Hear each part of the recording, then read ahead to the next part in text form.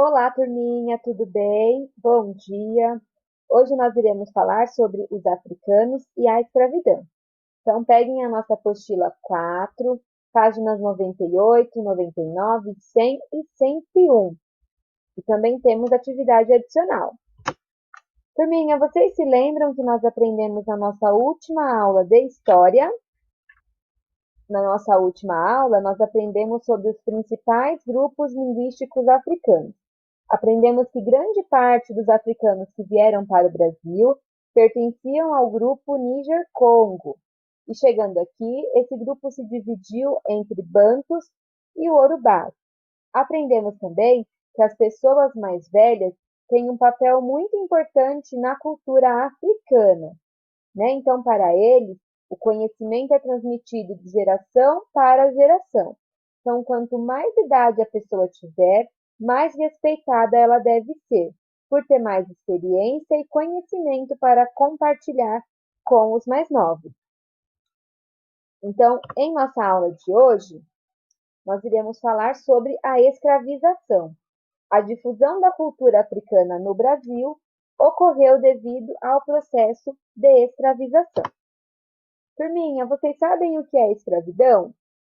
É um trabalho forçado, a pessoa não possui direitos, ela é vista como inferior, ela perde a sua liberdade, ela sofre violentamente castigos e punições pelo seu dono, pelo seu senhor. É ele que tem o direito de vida e morte sobre o escravo. E ele também perde a sua cultura.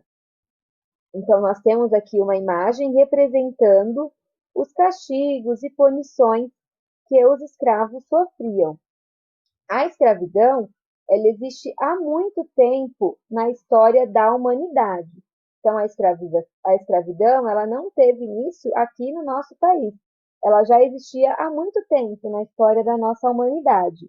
Lá na África, os primeiros escravizados foram, em geral, os prisioneiros de guerra de povos inimigos. Então, quando o inimigo ele era capturado, ele se tornava um prisioneiro e logo em seguida era vendido como um escravo. Então, quando os europeus eles chegaram ao continente africano, esses prisioneiros eles passaram a ser vendidos ou trocados por mercadorias, tá bom?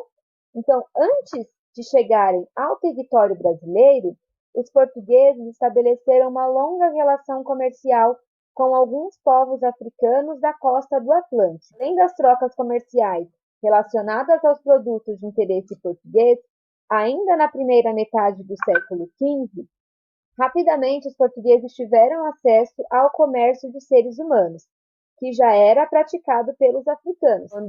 Quando eles tinham as suas guerras, os seus conflitos, eles capturavam esses inimigos, eles se tornavam prisioneiros e depois eles eram vendidos como escravos.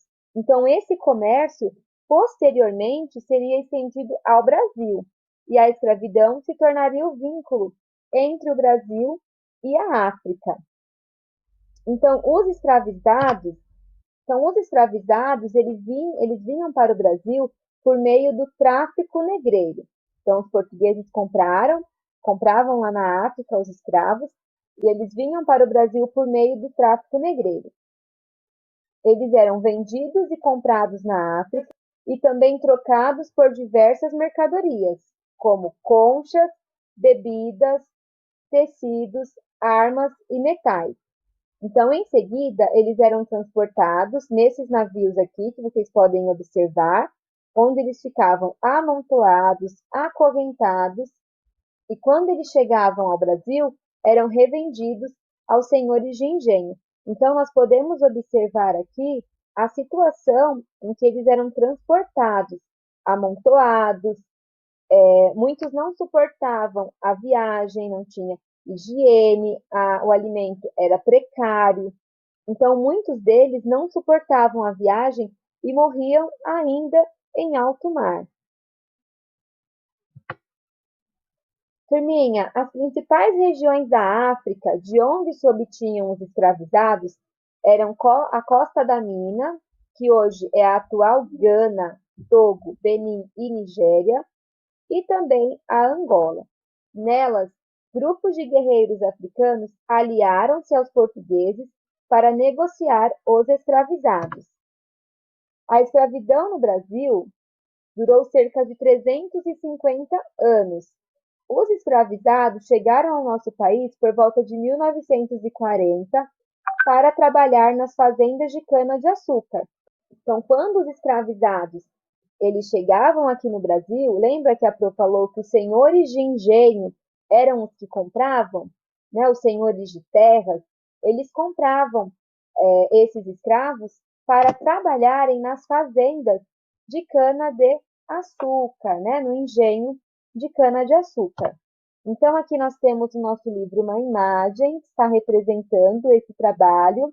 A tela retrata a utilização de mão de obra escrava no processo de moagem de cana-de-açúcar. Então, nós sabemos, turminha, nós estudamos, né, que o principal produto cultivado durante o período colonial, né, foi o açúcar. O açúcar naquela época era muito caro, então ele rendeu aí bastante riqueza, bastante dinheiro para os portugueses, através da mão de obra escrava. Então, com a descoberta das minas de ouro, quase um século depois, muitos escravizados foram recrutados para trabalhar na mineração. Então, como nós podemos observar aqui na imagem, né, o cotidiano dos escravizados que trabalhavam na mineração. Já os últimos escravizados vindos da África até 1850 trabalharam nas fazendas de café. Alguns escravizados sempre trabalharam nas cidades, executando diferentes tipos de serviço. Esse grupo, com a crescente urbanização, aumentou cada vez mais. Então, aqui nós temos a imagem dos escravos na colheita do café, 1882, no Vale do Paraíba. Assim como ocorreu na cultura indígena, a cultura africana foi, geralmente, suprimida pelos colonizadores. Na colônia, os escravizados aprendiam o idioma português, eram batizados com nomes portugueses e obrigados a se converterem ao catolicismo. Então, lembram que nós citamos que os escravos eles perdem a sua cultura, perdem a sua liberdade, né? Liberdade de expressão, liberdade de praticar a sua cultura, porque eles aprendiam um novo idioma, aprendiam uma nova cultura, eram obrigados a se converter ao catolicismo, tá bom? Mas houve uma resistência. Assim como os indígenas manifestaram de diversas formas a sua resistência, com os africanos não foi diferente. No Brasil, muitos escravizados se opuseram à condição de escravo e lutaram contra a escravidão. Várias formas de resistência, das mais sutis e as mais radicais, eram utilizadas. Então, eles utilizaram das mais simples, como fingir estar doente, quebrar equipamentos de trabalho, executar lentamente os seus afazeres. Então, essas eram algumas formas simples de resistência e também as formas radicais de resistência, que foram as fugas e as rebeliões. Os escravizados fugiam sozinhos ou em grupos e se alojavam nos quilombos, um tipo de acampamento escondido para abrigar escravos fugidos. Os quilombos podiam ser pequenos ou grandes. Alguns tinham milhares de escravizados, como exemplo, o Quilombo dos Palmares, o maior e mais conhecido do Brasil, que se localizava numa região que corresponde ao atual estado de Alagoas. Nos quilombos, os escravizados ficavam protegidos e viviam em comunidade, retomando muitas vezes hábitos de sua cultura de origem. Então, nos quilombos, eles tinham a liberdade de se expressar, de praticar a sua cultura de origem. Então, além da resistência à escravidão por parte dos escravizados, começaram também a surgir debates que discordavam desse sistema de trabalho forçado, ou seja, que questionavam o direito de um ser humano escravizar os seus semelhantes. Então, em meio a um cenário de rebeliões e manifestações contrárias à escravidão, a grande demanda da economia cafeeira e a pressão imposta pela Inglaterra, pelos abolicionistas e pelos escravos fugidos, a princesa Isabel, em 13 de maio de 1888, assinou a Lei Áurea. Essa lei decretou o fim à escravidão. Ela decretou a abolição da escravatura. Então, turminha, foi um processo muito longo de libertação dos escravos. Então, até chegar à Lei Áurea, que foi a lei que decretou o fim da escravidão, houve aí um longo processo, né? Outras leis foram criadas tentando auxiliar no processo de libertação dos escravos. Tivemos a Lei Eusébio de Queiroz, em 4 de setembro de 1850. A proposta dessa lei era extinguir definitivamente o tráfico de escravos para o Brasil.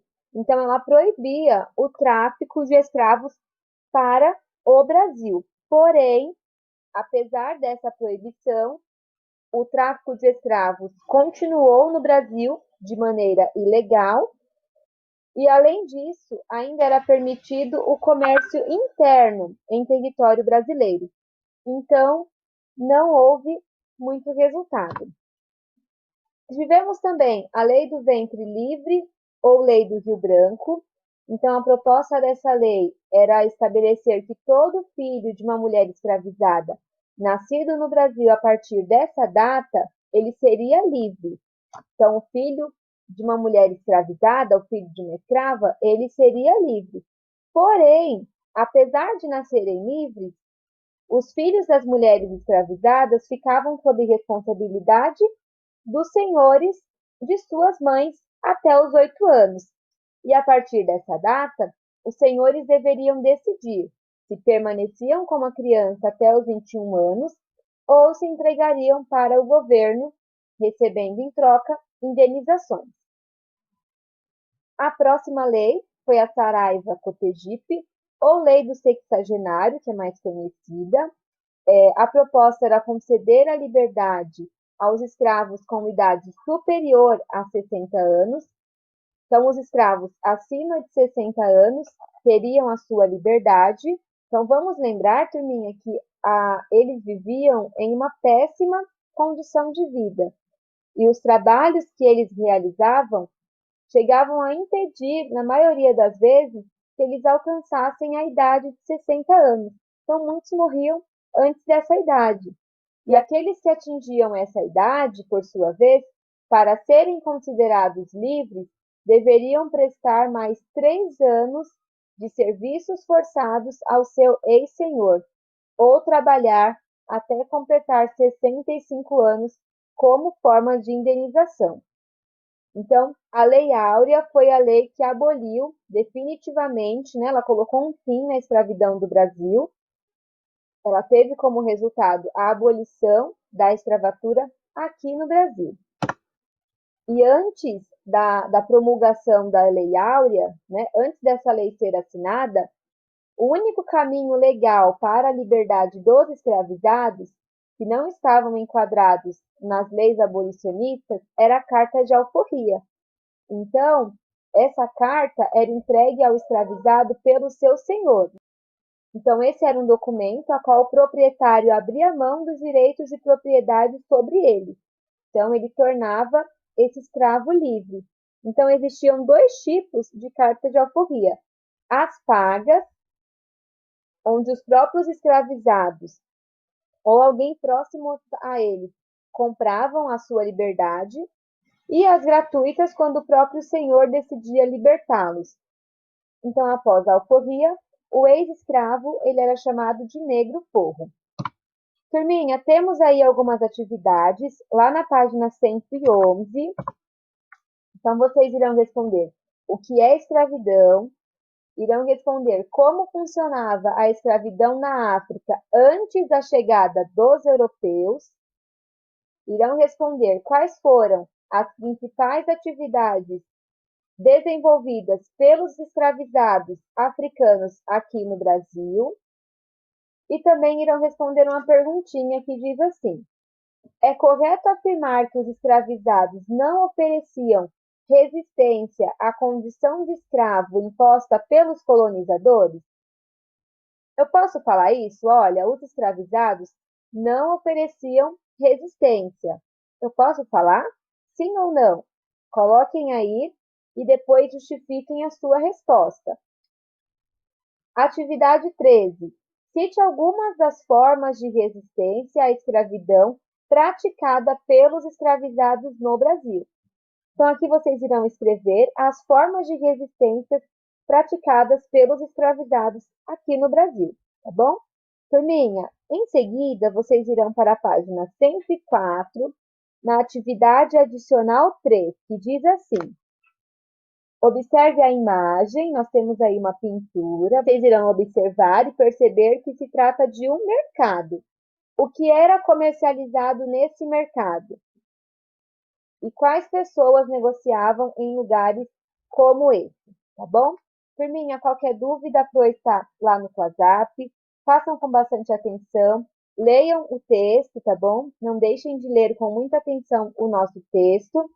Um grande beijo e até a nossa próxima aula.